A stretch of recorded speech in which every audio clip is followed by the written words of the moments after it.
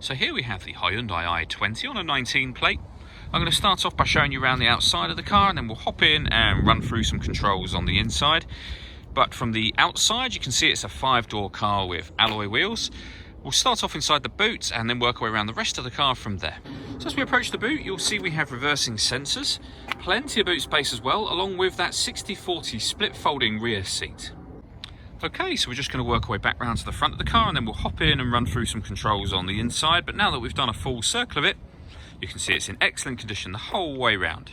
Just briefly before we climb in, I think it's while we're seeing the interior from this exterior point of view, there's plenty to run through on the dashboard, so let's hop in and we'll do that now.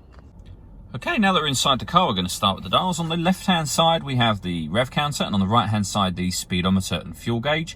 In the middle, you can see the total miles for this car, which are 9,712.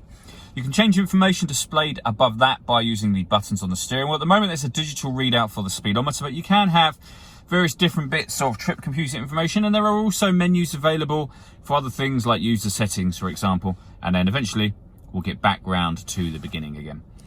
To make those adjustments, as I was, you need to use these buttons just here. We've also got cruise control and speed limiter over that side of the steering wheel.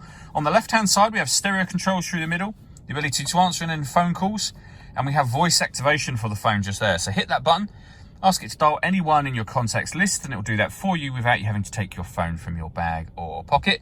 That is, of course, once you paired it up, and that is done over on the touchscreen just here. Hit the phone icon, and then just follow instructions on screen. We're not going to do that for now, obviously. When it comes to music in this car, we have the radio, first of all.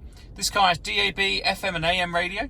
If you want to listen to your own music, hit the media button. Nothing is connected or inserted at the moment, but you can listen to your music via the auxiliary input, the USB input, and you can stream your music wirelessly via Bluetooth audio as well.